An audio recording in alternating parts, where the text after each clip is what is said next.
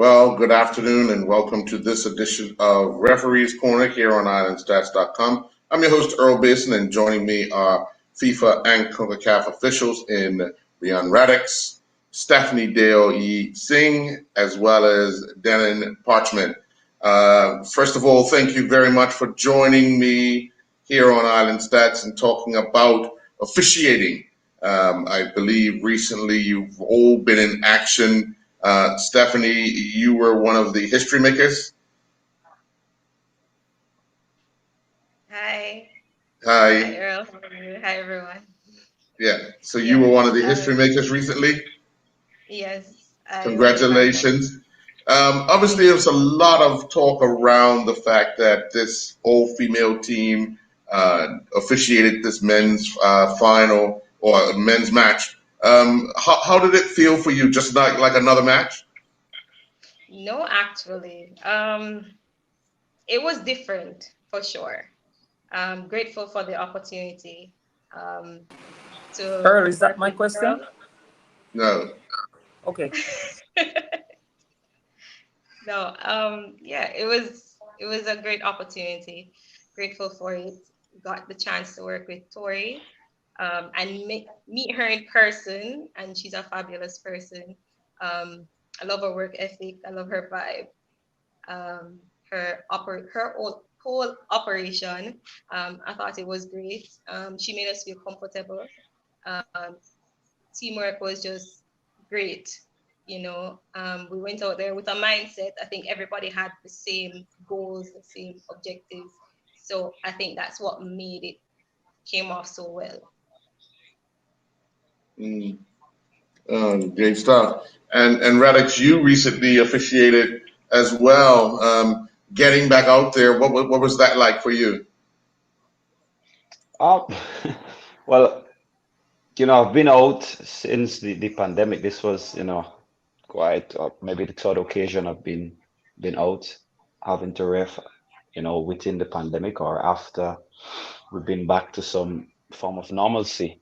And but this particular experience, was amazing. It was the first, the inaugural CONCACAF Nations League final, so the experience, was amazing and one to cherish and one to remember for a lot of good things, was my first time reffing, Honduras reffing against Costa Rica. So it's one of the biggest matches I've done, with international teams and, just the atmosphere at the stadium and, seeing the fans back at the stadium and, you know, enjoying the game. It was just, amazing experience.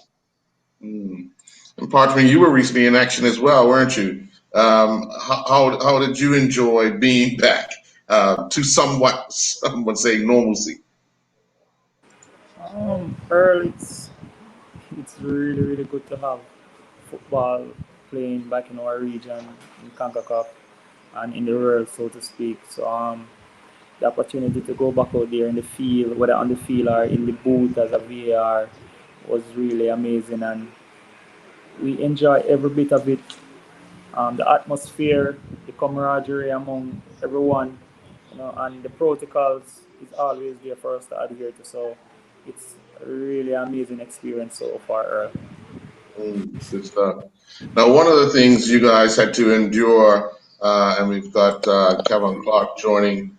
Um, One of the things you guys had to endure is obviously going to another country, their guidelines as far as COVID and what you have to do and so forth. But making that transition, how did you find it, Stephanie? Um, well, fortunately for me, I have been to the Dominican Republic before. So the whole environment, the experience of the environment was not that bad. But I recently had the opportunity to do a men's World Cup qualifier in Haiti. That was completely different. The two countries may be on the same continent, but they're very different. But it was a great experience, regardless of what. people may think about Haiti. I think it's a beautiful place. It has its issues like anywhere else in the world, but it's the people love football and they have great support. Um, but yeah, it was just really different from the norm. Mm, mm, Yeah. mm. And Mr. Clark, I'm going to bring you in. Uh, have you been officiating of late, and what's the new norm been like for you? Hi, good afternoon, everybody. On the local scene, we haven't had football here in Barbados for this is about a year and a half now, Mm, actually. So the only football I've really done in the last just about a year have been the couple games I've done with CONCACAF. Um, but yeah, even in doing that, we had our experiences with the new norm because I've done games in Jamaica and the Dominican Republic. So I've had the experience of doing the COVID tests and, pretty much staying in a bubble, trying to keep yourself protected from all the dangers associated with the COVID virus. And it is a big change from what is regularly expected in football, what the past used to be. Um, but what I can say is that CONCACAF is trying to do their best, to keep everybody protected and make sure that the football can be played in the safest environment possible. mm. Well, you and I will be rivals next week sometime, July 2nd, when Barbados takes on Bermuda. But And Gold Cup. so, so Parchment, what is the new norm for you like personally? Pretty much, Earl, it's something that we have gotten used to, so to speak. Some of the testing they are horrible, but that we can really get used to. But pretty much it's more of the same in everywhere you go where there's a CONCACAF tournament or a FIFA game. You know that there are protocols that you have to adhere to. The COVID testing, if you're going to a tournament, they outline to you the amount of tests you'll have to done during the period of the tournament. So it's something that you already condition your mind to, and you have to adhere to these rules because at the end of the day, no one wants to catch COVID, and you don't want to bring COVID back home to your family or anyone close to you. So you just have to be 100% careful all the time and adhere to all of those rules. Mm. Now, Radix, you talked about the fact that you were happy to see fans back. So tell us a little bit about how it felt to have those fans back, to hear that noise before you come out on the field, because obviously the games that you've done before has been nothing but silence. You'll hear the ball hit the grass per se. Yeah, of course. Without fans, it's you enter the field, you got this kind of eerie kind of feeling, it's just you and the players and the ball. But with the fans back, you get that adrenaline rush, you get that excitement, you feel hype, you feel ready, and that's what it brings, That's the environment it creates, where you said, okay, this is it. Now it's time to perform. I'm here, all eyes are on me, so it gives you that motivation and that platform where you said, okay, I can go and perform and give off my best. I mean, you give off your best irrespective, but with the fans in the stadium, we all know, we see the European Championship, we've seen in the CONCACAF Nations League how fans spur on the teams and the players, and it also spurs on the referee, you know. Mm, definitely. Definitely. Stephanie, take us through when you found out it was going to be an all female team doing the match you done, because obviously you would have been paired up with others throughout, but now you get a call to do a match, a men's match with other females. Um, yeah. So okay, so the first game I did in that competition, I did it with my countrymates, people who I'm familiar with. Hmm. Um, so after that game, finding out that we had an all-female crew to do the game, to be honest, I was excited to work with Tori. I've probably never worked with Karen before. Like we've worked in the same tournaments, but not together. So Hmm. I was a little more excited than nervous. And I think the fact that we were all on the same page about everything and like we just all wanted to help each other and the game. We like our focus wasn't so much on anything negative. We were just all positive and about going out there doing our best for people to see us. Um, I don't want to use the word conquer, but I'm going to use it anyway. To conquer this men's game as a Right. team, together. So yeah, that was just Okay. the vibe. Right. Right. Yeah. Now, Parchment, in the last competition you done, you also were doing the VAR. Uh, how different how different is the game watching it to analyze things and to make decisions as opposed to being on the field, blowing the whistle, making the decisions? Okay, Earl. Being at the Nations League semifinals and finals, and also the third place playoff, I must say it was a tremendous experience working in the VAR booth, along with some very senior persons who have been to a lot of world tournaments. It was really, really awesome, right? But what we are doing in the booth is to we are the referee's eyes in the back of their head. If the referee should miss something, we are there to support them 100%, to give them an next opportunity to make that decision right on the field of play.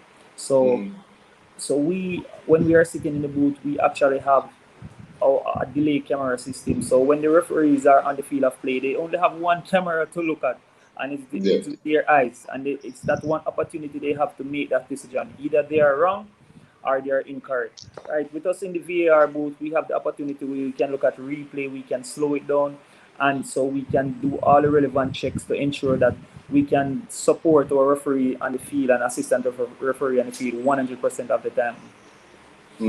Definitely.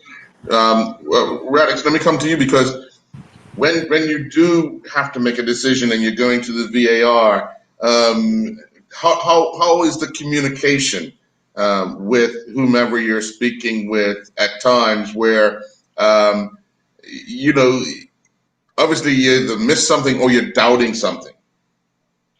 Oh, well, as Parchment said, the VR is there as as support.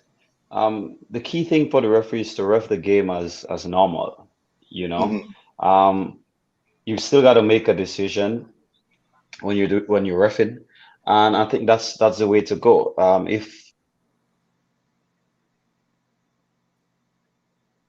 a missing VAR, will communicate to you, then you'll have to delay or stop the game, and of course they will. The communication between you and the VAR is to explain to the VAR why you made such a decision, what were your considerations, and back and forth. And um, he, if he finds that the decision you've made needs revisiting, you might recommend a review, and you go through those procedures to come out with the right decision. But the key thing is to ref the game as normal, Hmm. and the VAR is there to support you.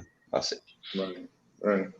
Um, Kevin, so you say you haven't had domestic football in a year and a half or so, but how have you managed to stay kind of current with fitness, with the laws of the game, and then you travel to do games? Well, what I can say is, in terms of my fitness preparation, the fitness instructor here in Barbados, he's really doing a great job in trying to meet all the FIFA officials, halfway. Um, in terms of the restrictions that we had for our training and stuff like that, you weren't allowed to go outside at certain periods during the day, that kind of thing. So basically, there was a point in time he was driving all around the island to meet with all of us at different times so he could supervise our training and, take notes, give advice as to what can be done differently, that kind of stuff. So he really did a great job in terms of trying to manage our fitness through the entire COVID experience. In terms of technical training, the CFU referees were lucky enough to be exposed to some technical training with some of the instructors from across the region, Diane Ferreira James, Dave Meikle, Victor Stewart, those kind of guys, where we got the opportunity to analyze some videos and discuss changes to the laws of the games on a weekly basis almost. And it gave us the opportunity not just to understand changes in the laws of the game, but to interact with each other, which I thought was really important in terms of keeping that camaraderie for when football actually did start back. So that was the support that I needed for my technical training. But then obviously it comes from your own dedication to the game and, going out there and getting the information for yourself and doing some of the work in the background that's required to take it to the next level. Now, let me ask, because obviously you've all been in a position where a game is winding down, it's a meaningful game, and the team that's kind of on the losing end start to get a little rough, and because they're frustrated. How do you personally manage those type of things? And I'll start with you, Radix.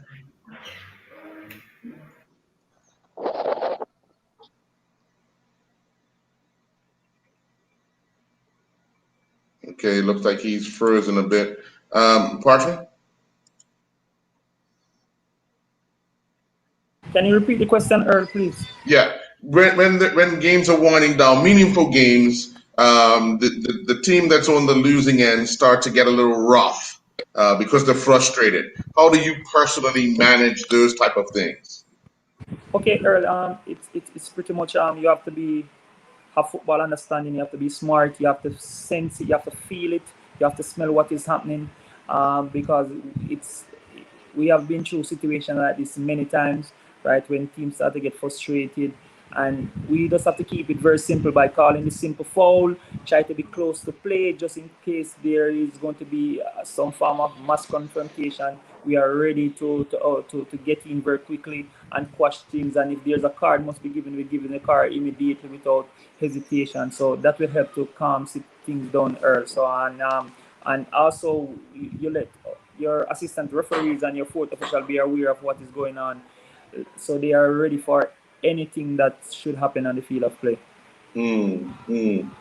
What about you, Stephanie? How do you personally handle those things? I know everybody has a way of doing it. I know there's a general way they teach you to do it, but how do you handle it? Well, for me, it's all about teamwork. It's how myself as an assistant referee can help the referee in managing these situations, identifying these situations, and like controlling it so it doesn't get out of hand. We all want to land this plane safely and comfortably, no problems at the end of it, no bumps.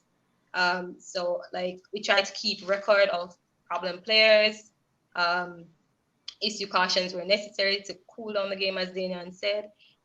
Just try to play our part in giving information and keeping a lingering eye, just focus on seeing everything on the field. Definitely. Definitely. What about you, Kevin? I can agree with what both Stephanie and Parchment have said. I think that communication is important between the third team. Obviously, there's the home team, the away team, and then the refereeing team. And it's important that all four officials really pay attention to the game so as to manage the game properly.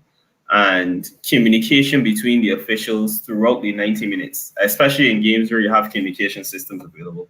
It's really important that the information is shared between all four officials to manage the game properly throughout the 90 minutes or 120 minutes, whichever.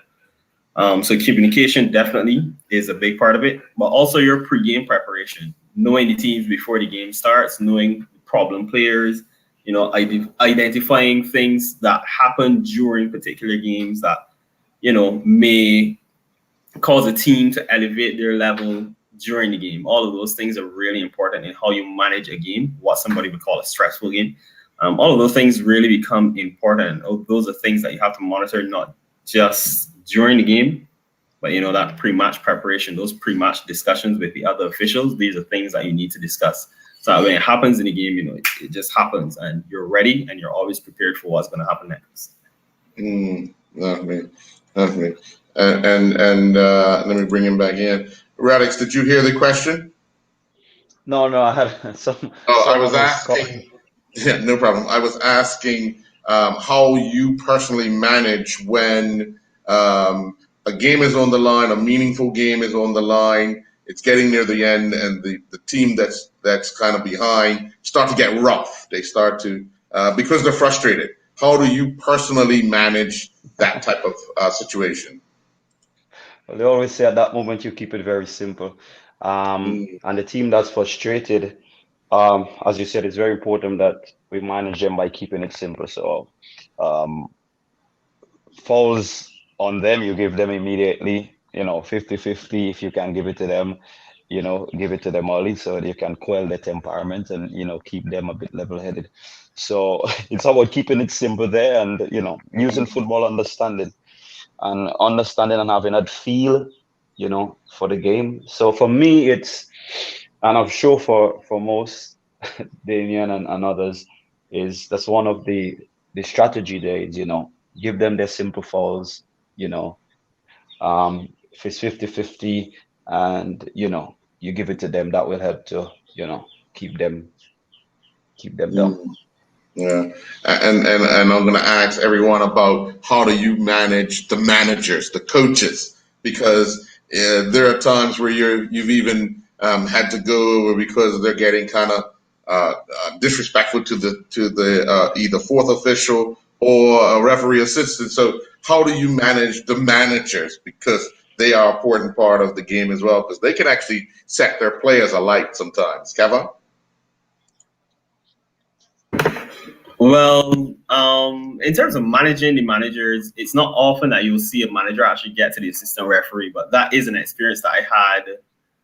I think it was 2 years ago after a team had scored during I think it was the Olympic qualifiers. They were doing a round in Jamaica and I was there. And the manager actually ran out of the technical area and came next to me. So I think for me, the important thing there was firstly, not to get flustered and not to show fear, because remember that you are in charge of the game, so you need to portray that you need to be respected. Yeah. Mm-hmm. So basically, I just let him know that I needed my space and that while I understood his difficulty with what would have been transparent during the game because he was losing, that his behavior wasn't acceptable. And I think that a good part of refereeing is understanding that there will be agitation from persons, from players, managers, coaches, etc. It's just to know where the line is in understanding the difference between frustration and clear dissent. And I think once you have a good understanding for that, once you have a good feeling for the players, the coaches, and a good feeling for the game, that you can set, a virtual line in the sand where you can say, okay, this is too much, this is where you've reached, and this is where you need to stay below. Mm. Stephanie, how do you manage those managers?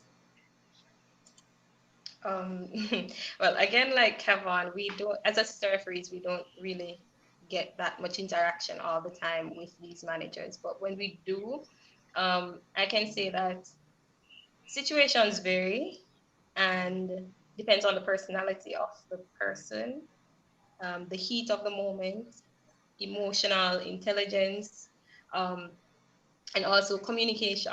Language barriers are they're real. I remember a situation with well, it was with a player, it was with a manager. He spoke Spanish and I spoke English, and he had a question about something. He ran in and he said, "Hey," he was like showing me the yellow card signal. So I said, "For you?" And he said, like, "No, no, no, no, no," and started to laugh. So yeah, like you have to kind of get them on your side and befriend them somewhat. Hmm. Find different ways based on your personality, how you're going to get them to like just calm down, hear what they're saying, be Right. respectful, of course. You hear what they're saying, but like different methods work for different persons and different Yeah, situations. definitely, Yeah. definitely. Yeah. Radix, how about you? Well, as photo official, we get it, we get it quite often. But as Kevin said, and I want to, attest to what Kevin said there. It's all about distinguishing between, dissent and passion. Coaches, the game is a passionate game, you know. So there are times where coaches might, react passionately. So we have to distinguish between passion and dissent, and as where to draw the line. Um, so, and then sometimes you have to ignore. Most of Yeah. the times, you ignore, and if it's getting a bit, overbearing, then you won. I mean, the law stipulates, and instances where you won, and when you can't won anymore, then you know you got to get out of the dogger. But I would suggest that you manage it as best as possible, you know, um, and very important, distinguish passion from dissent. Mm. Yeah, that's that. Well, that's good advice. Parchman, how about you? It's pretty much of the same from what my colleagues just said earlier.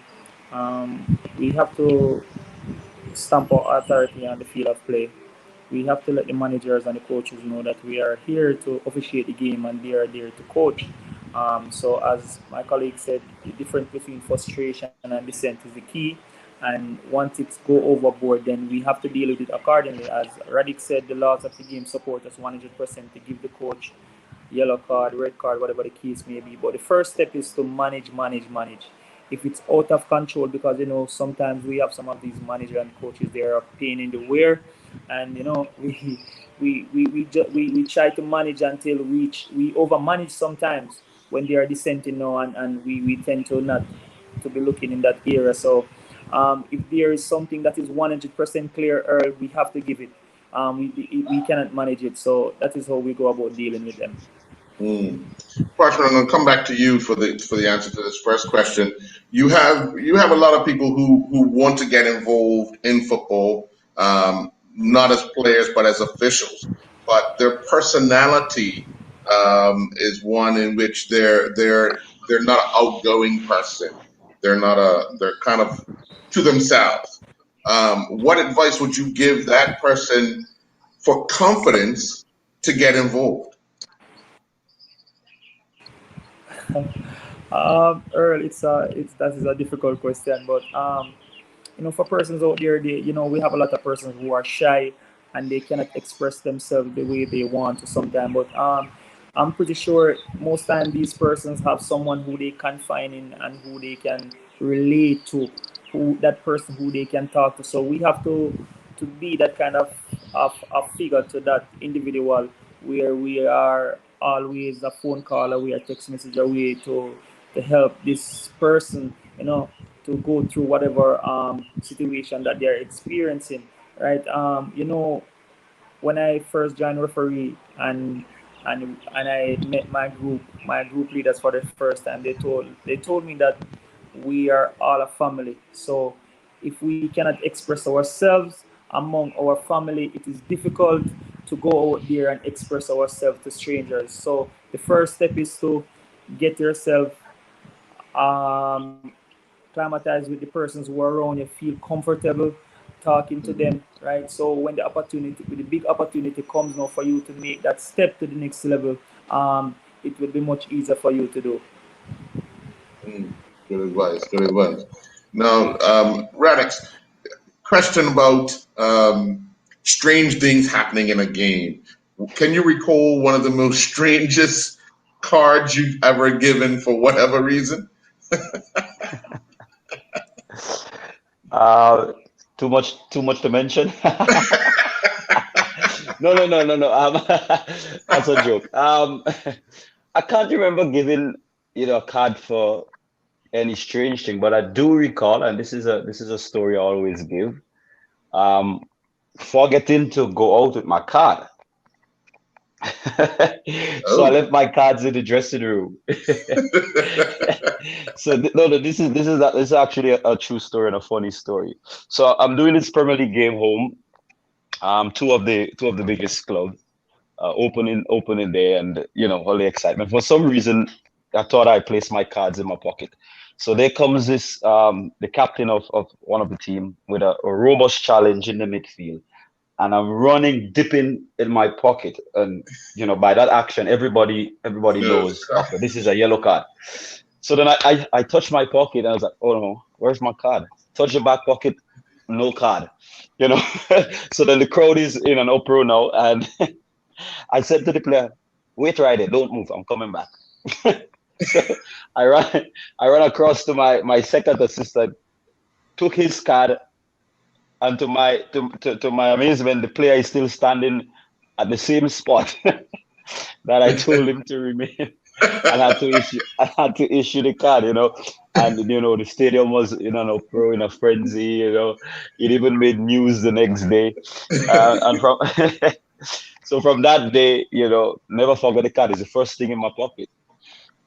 Ah, how did you manage the rest of the game? Because obviously, in the back of your mind, you're saying, "Oh, what else can go wrong?" Yeah, no. Well, I kept the card because I Oh, needed it okay. more than my assistant.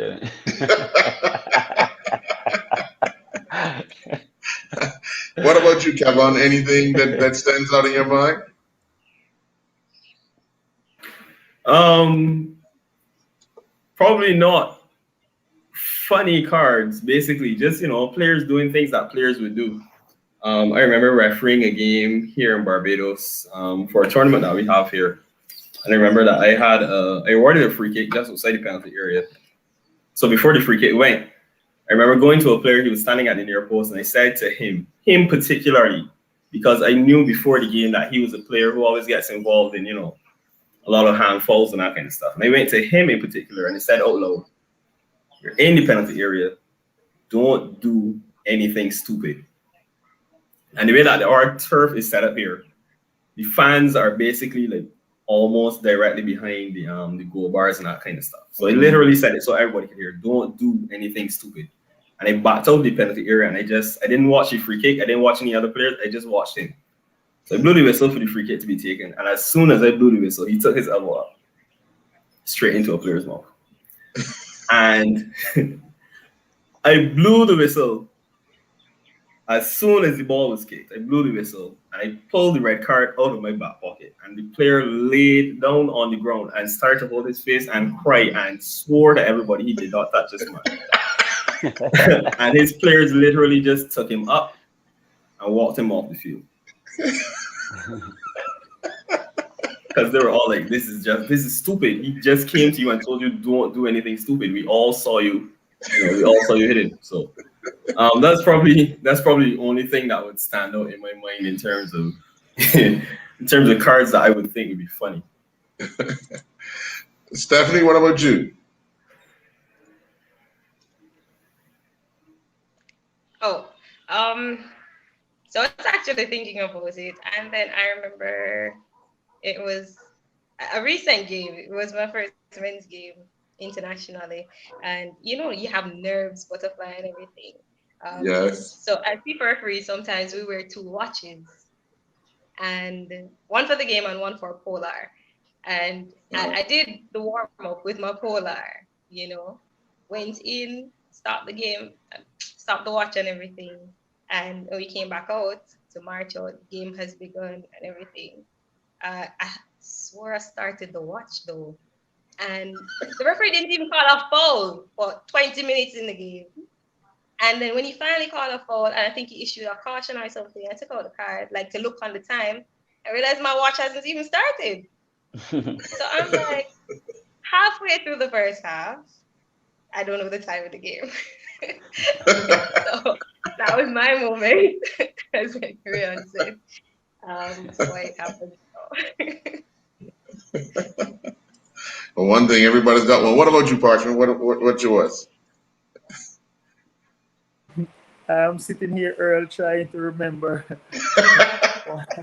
one of one of those moments, but maybe my moment is not as hilarious as my other colleagues. I remember I was doing a Premier League game, and the player the player committed a reckless challenge, and you know he was there rolling around on the ground. Both players are rolling, and I took out the yellow card. So he actually glimpsed the yellow card, and he started to pretend as if he was the one who's hurt. The player who actually got received the challenge, he got up and the one who commit the challenge was still there lying on the ground rolling around as if it was all good. So eventually he looked up at me and I extend my hand to him and say, let me give you a hand. And as soon as I held him up, I said, here's it, my friend. Tranquilo, cuidado. So, every one of us have one of those moments, Earl. Yes, yes, yes, yes. Now, let me ask how you guys prepare yourselves uh, for big international events. Obviously, you have your regime that you do at home, but obviously, when we get to the international events, it's a little more pressure. It's a little more. I need to pay attention just a little more. So, how do you yourself deal with that and prepare yourself for whatever games you have in that tournament, because you don't know until you actually get there, and then each game, after each game, you find out who's next for you. But how do you personally prepare for whatever challenges in front of you? And I'm going to start with you, Kevin. Well, for the last tournament that I did, I remember my first game when I got the first appointment.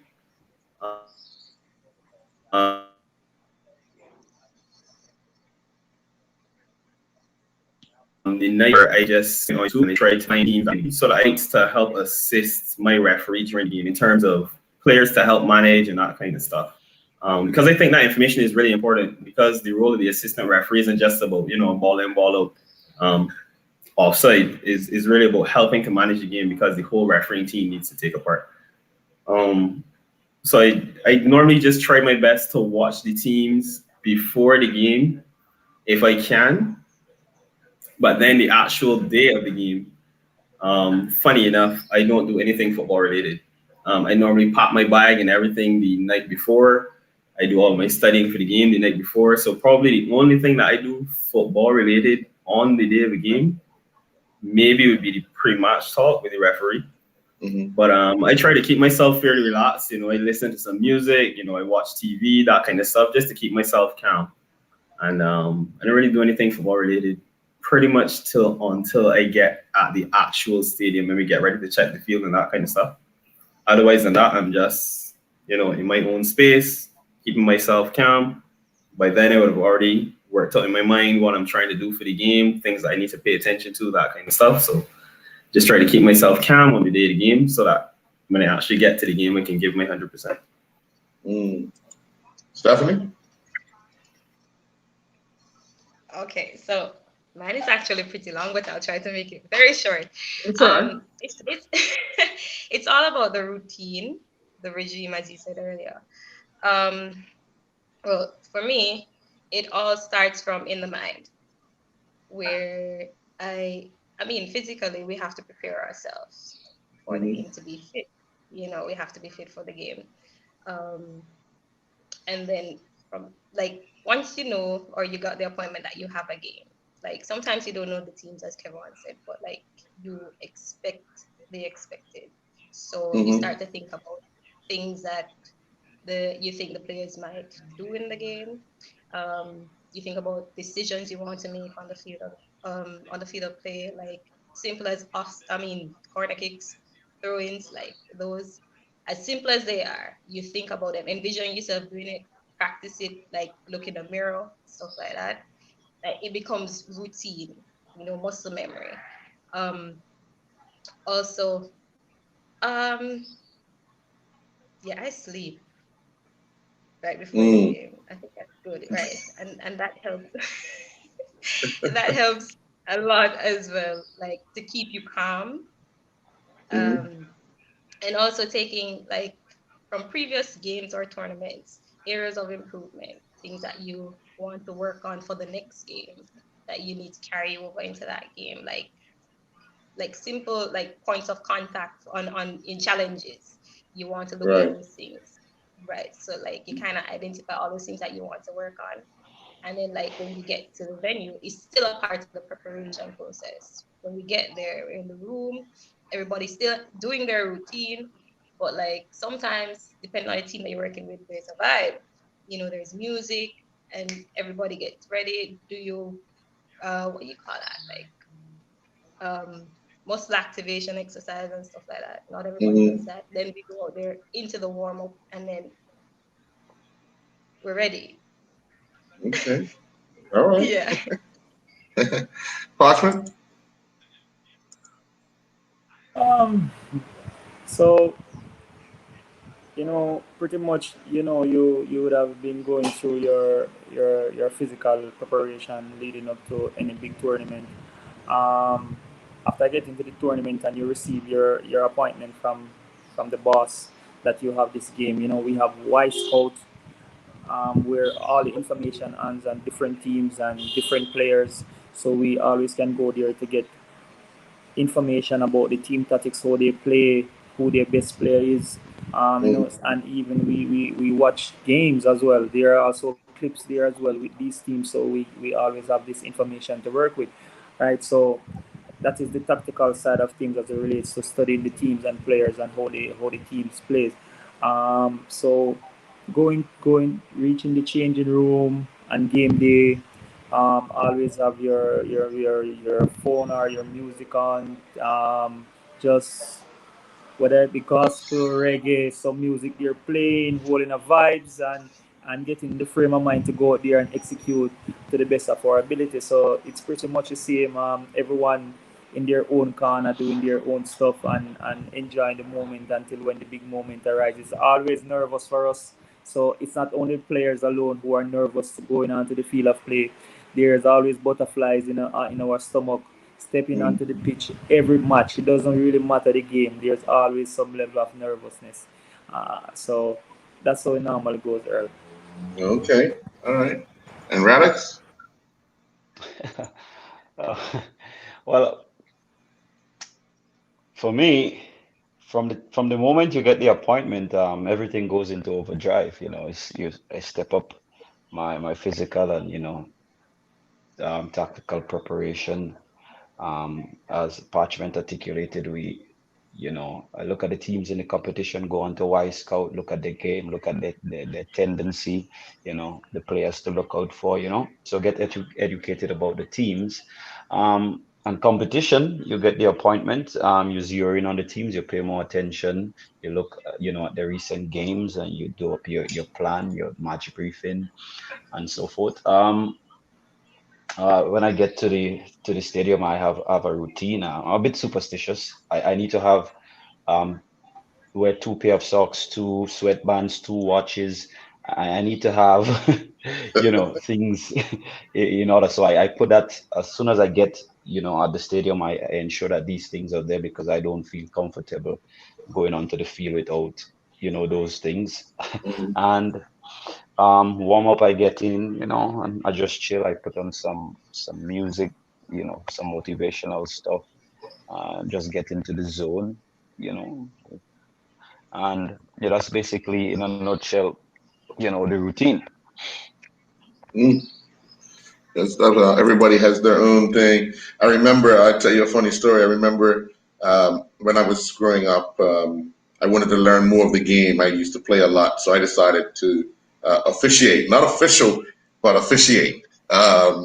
And I remember one game I was doing, and it was probably in the 82nd minute. I said, "This is going along so well. I just need 8 more minutes." And that last 8 minutes probably took about 30 minutes because everything went down. We had a goal, we had a fight, we had it just took forever. And here's this Yeah. young guy standing there with the whistle, grown men standing around, hitting each other. And then when it finally all subsided, I think it was 9-8, yeah, 9-8 left on the field because I had to send three guys off from one team and two off from the other without even using a card. So I often, didn't have any oftentimes, cards. I just stood up your roll. so so But it Earl, was funny because they had said to me, "Would you referee the game?" And I was like, "Sure, no problem. I know the rules. I know most of the rules." And it was going along really, really smooth. And I just said to myself, 8 more minutes and you're done and dusted. And that, like I said, that yeah. 8 minutes. And I just wonder if other people that are officiating go through that, like just 2 more minutes, especially when you indicate to the fourth official how many minutes are left. and they put up 3 minutes. And I'm only got 3 more minutes of this. Can I get through it? Can I get through it? And I know, Radix, you got a funny story because you're laughing, and I know you've been through it, haven't you? I mean, all of us, we look at the time and say, God, good, 3 minutes more. Especially when the game is heated and, a bit feisty, Hmm. you want the time to go quickly. But you might want the time to go quickly, but it's at those moments that you have to keep your guard up. We use an analogy as referees. We said we often compare the course of a game to the course of a flight. We Hmm. have the takeoff, Yes. and in the takeoff, this is when you all buckle down, Hmm. and, and you're ready to go. The first 15 minutes of the game or so, players are hyped, energy levels up, so we gotta be ready and be on our guard.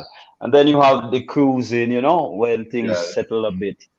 And the last 15 minutes, where you're speaking of your last 8 minutes, you might say, okay, it's the last 8 minutes, but that is when we are landing. So you have to Hmm. buckle up again and prepare for, a rough landing. So always you want it to finish, especially when it's going tough. Hmm. But always keep your guard up and, always to the last minute, be on top of it. That's the Yeah. important thing. Definitely. Definitely. Stephanie, you had those moments where you look at your watch and say, just another 2 or 3 minutes, and then things don't go the way they had been for the other 90 or 89 minutes. Well, can I tell you, it happens with a game that is going like playing play to finish. A game that's going play to finish. You're like, all right, Right. 90 minutes, it's 1-0. All right, let's take this plane home safely. We're not going into extra time. And then boom, somebody scores another goal, equalizes, and you're like, well, darn, we're not going home early. So yeah, we've all had those moments. Okay. All right. All right. Let me ask you guys for. I know I asked Parchman for advice. I want to ask you guys, looking at where you are now and when you first started. Was this a plan? Was this a goal? And how did it actually materialize to get you to where you are today, from when you started? And I'll start with you, Parchman. Okay, Earl. As a young referee, starting out my career, I set myself objectives as to where I want to be from the parish level, to my panel in Jamaica, and how long I want to stay on the panel in Jamaica before I reach the international panel.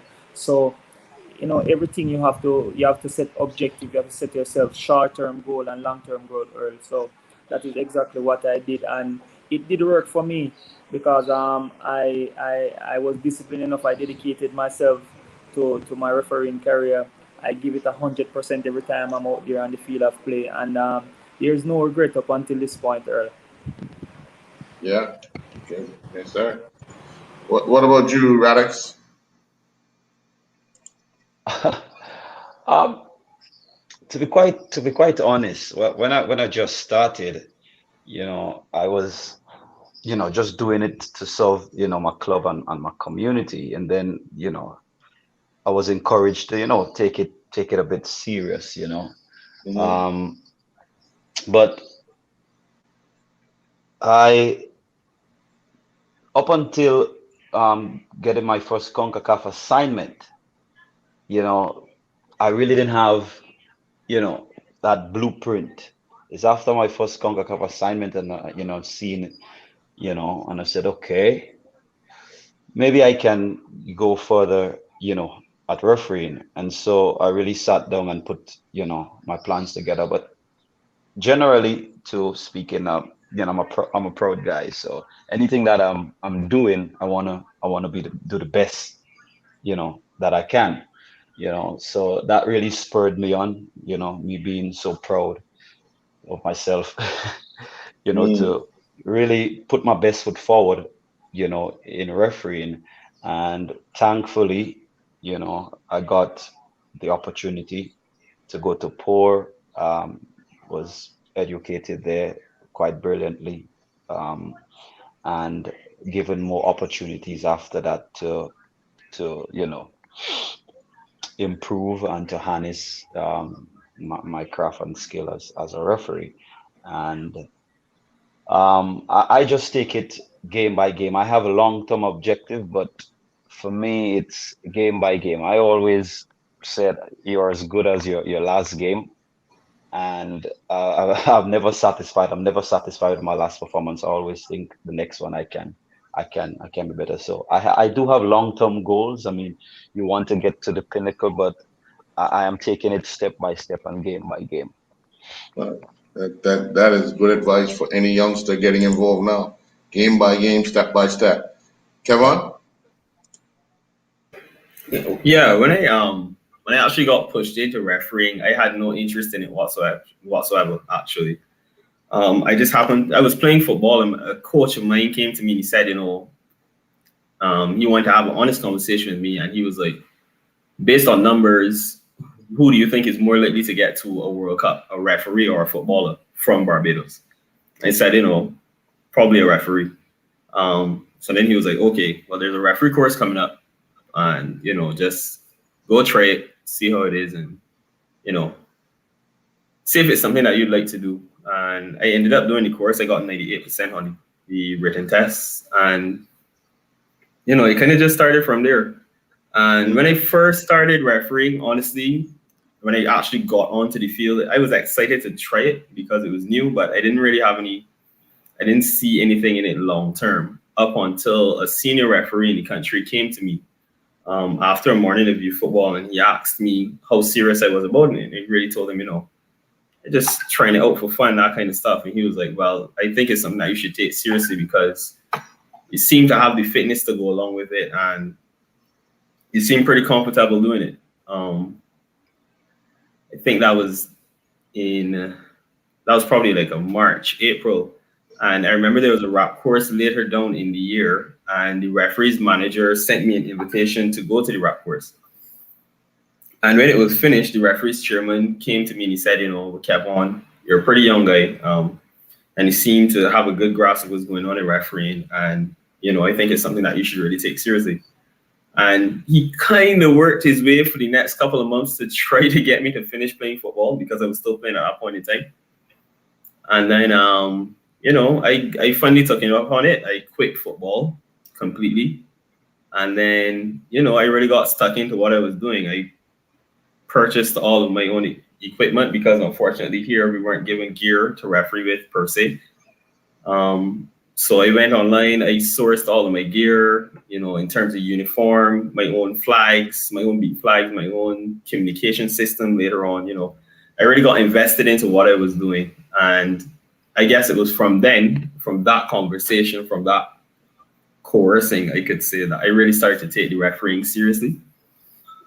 And at that point in time, I was also in pharmacy school. So the first goal that I set for myself in refereeing was that once I finished pharmacy school, I also wanted to be on the FIFA list because they could both happen in the same year. Mm-hmm. And so said, so done. Once I finished school, I went on to the FIFA list the next year. So I got my certificate to be a practicing pharmacist and a FIFA referee in the same year. Oh, wow. And, I always think myself fortunate to be on the FIFA list. It's not something that I take for granted because there are lots of persons who want to be on the FIFA list but don't get the opportunity. And now that I'm here, there's still more to accomplish. It's not just a matter of having a badge. We all, I think anybody who's taking refereeing seriously wants to go to a World Cup finals and to do the finals at a World Cup final. So, that's everybody's long-term goal. But in between there are lots of steps to be taken. And like Radek said, it's just about taking one game at a time and building on the mistakes that you would make so that you can eventually get better and better at your craft. Good stuff. And last but not least, Stephanie?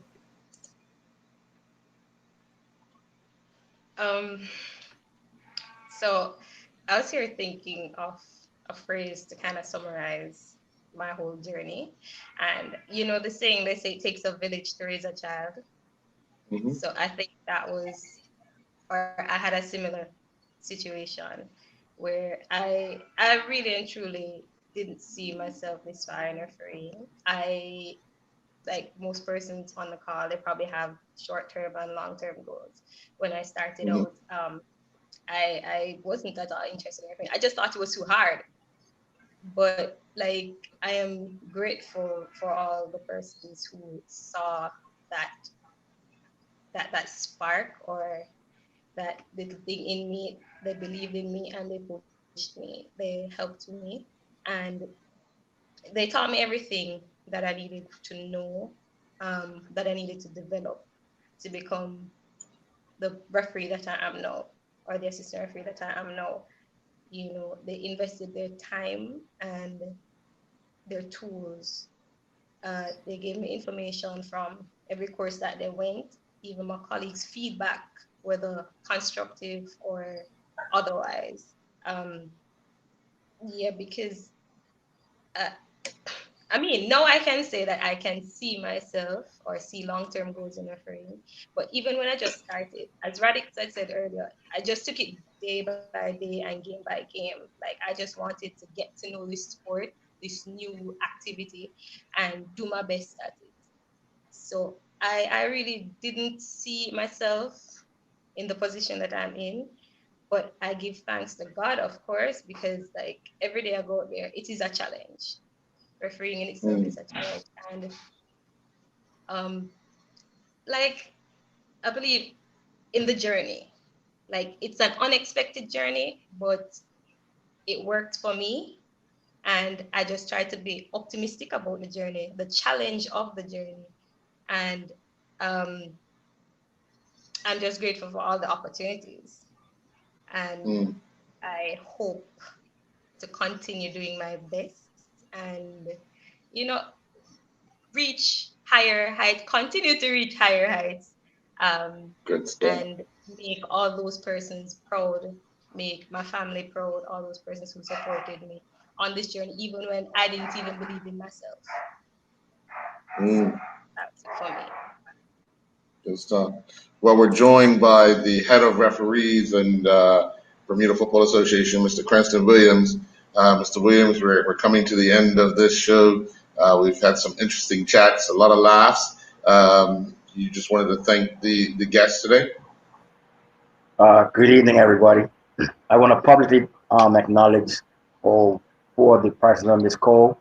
I was rather excited when I saw the list, especially for the Nations League, to see Party, Radix, just set, as well as Nation. And then when I realized that Stephanie made history as being the first female or complete female listing on a game, and then with Kevon, because he did our rap course, I think he actually defined.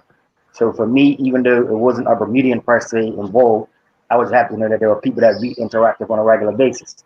That's why I made sure I posted all of the flyers on Facebook to let the world know that we have some excellent officials in our region. So I want to publicly congratulate all of you. And Stephanie, I've been watching the entire time. I heard you say that you're aspiring to go higher and the like. You and I already had this conversation. I expect to see you in a World Cup. That's it. Or another World Cup, I should say. Real Women's World Cup proper. Parchi and Radix, I want to see you on the final. You know what I'm talking about? Let's make it happen. And Kevon, you're slowly coming along. Keep striving. That's what this program is all about, to promote what you guys are doing. You're role models for me, and for our young people in Bermuda and also in all of the Caribbean. So, guys, congratulations. Keep up the good work. Or I should say, excellent work. There you Thank go. you, sir. Well, guys, thank you very much for your time this evening. That's it, folks, for the Referees Corner here on IronStats.com. We'll be back next Monday for more from Referees Corner. Enjoy your evening. Thank you, guys and lady. Have a good evening, all.